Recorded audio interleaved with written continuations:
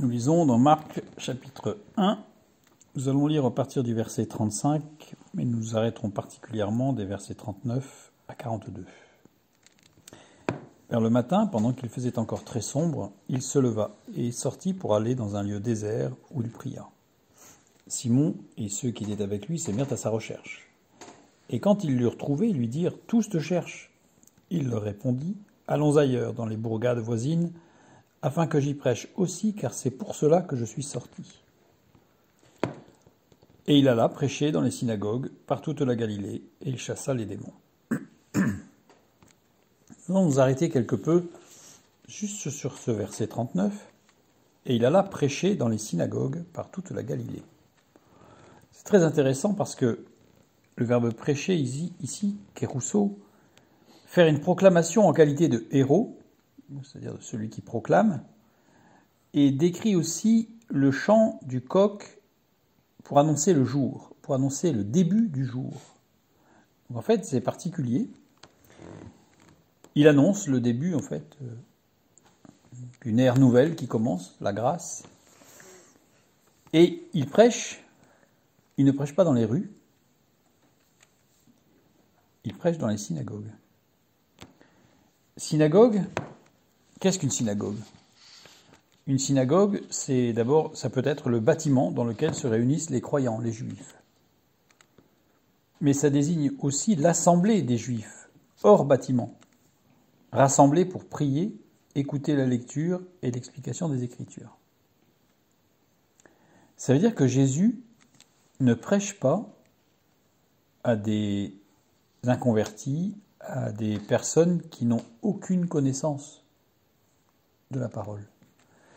Il prêche au contraire à des gens avertis, à des gens qui aiment Dieu. Donc il ne va pas dans les rues faire de l'évangélisation, comme on entend souvent parler. Il ne va pas faire des pièces de théâtre, il ne va pas faire toutes sortes de choses pour attirer l'attention. Il va directement chez ceux qui connaissent la parole, qui prient, qui étudient la parole de Dieu. Et c'est à eux qu'il prêche.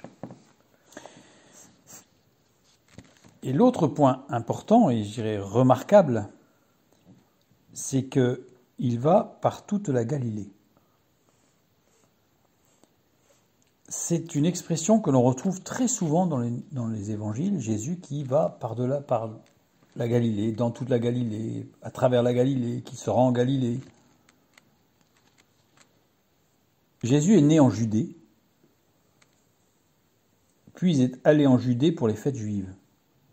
Mais il n'y a pas de texte qui parle qu'il a traversé la Judée, qu'il a prêché dans toute la Judée. Pourquoi ? Voir même un petit détail de plus, c'est que à la fin de son ministère, quand il va mourir, il leur dit, et les anges vont répéter quand ils sont venus voir le tombeau vide, les femmes, c'est « Il vous précède en Galilée, pas en Judée ». Alors que la Judée, c'est le pays de la promesse, c'est le pays de Juda, mais il va en Galilée. Alors je me suis posé la question, j'ai cherché pourquoi. Eh bien, à l'époque romaine, et donc tout particulièrement à l'époque de Jésus, les synagogues de Galilée étaient de taille modeste, c'était des petites synagogues, très simples dans leurs conceptions architecturales. En revanche, les synagogues de Judée étaient souvent plus imposantes. C'était des grands bâtiments, c'était aussi des grandes assemblées. En fait, Jésus n'allait pas dans les méga-synagogues. Il n'allait que dans les petites synagogues. C'est intéressant. Par ailleurs, les pratiques religieuses juives dans les synagogues de Galilée étaient souvent plus conservatrices et moins influencées par des mouvements religieux et politiques. Il n'y avait pas de mélange. Alors qu'en Judée, on a des traces qui montrent que dans les synagogues, il y avait des débats, parfois théâtraux, théologiques, mais aussi politiques, et c'était très animé. Une sorte de mélange. Les communautés judéennes étaient souvent plus politisées et pouvaient être divisées en différents groupes religieux. Et on connaît en particulier les pharisiens, les sadducéens et les zélotes, par exemple. Alors qu'en Galilée, il n'y avait pas ça. En Galilée, les gens venaient dans des petites synagogues pour écouter la parole de Dieu et s'approcher de Dieu.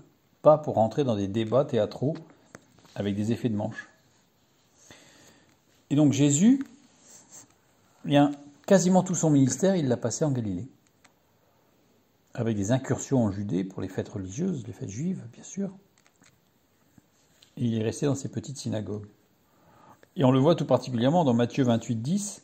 Alors Jésus leur dit, ne craignez pas, allez dire à mes frères de se rendre en Galilée. C'est là qu'ils me verront. C'est pas dans les méga synagogues. C'est dans les petites synagogues. Et Matthieu 28, les versets 16 et 17.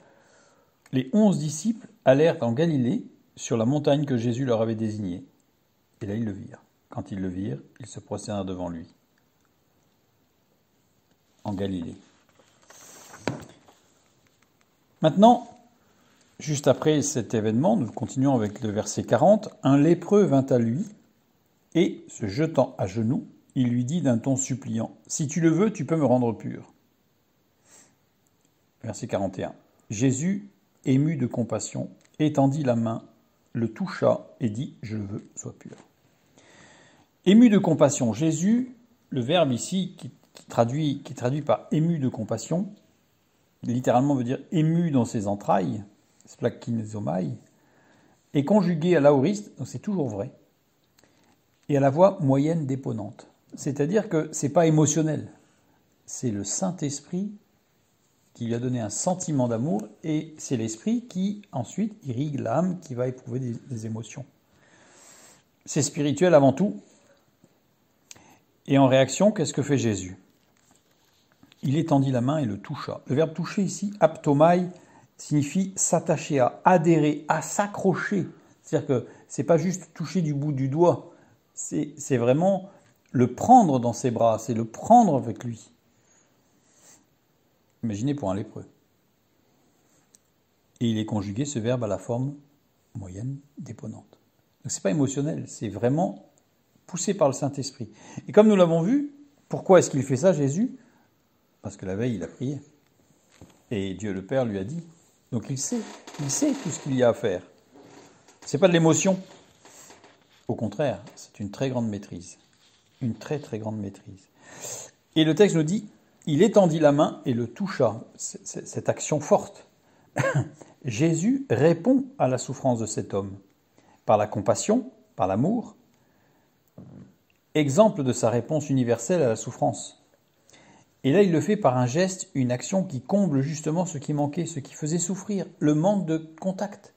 La fuite, eh bien, il y avait un manque de contact, une solitude. Jésus a comblé cette solitude.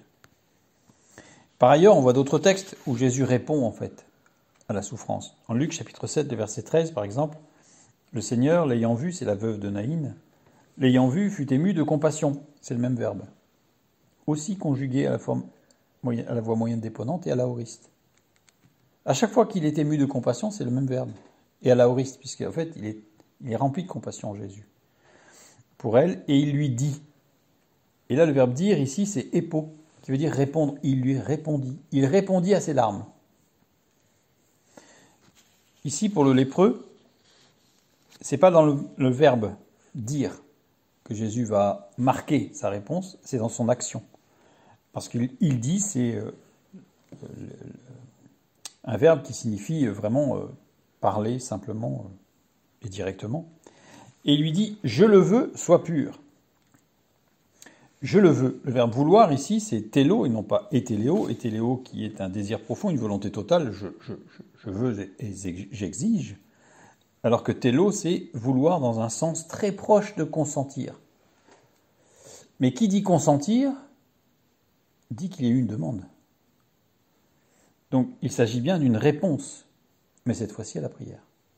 Il y a eu deux réponses en fait de Jésus là. Il y a eu une réponse à la souffrance et une réponse à la prière. Il a comblé le manque qui entraînait la souffrance. Il a répondu à la prière, sois pur, sois purifié.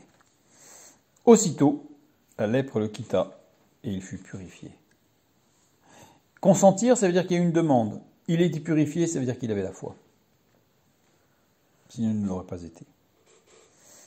Nous avons un maître qui est rempli de compassion et qui est prêt à répondre à notre souffrance et à répondre à notre prière.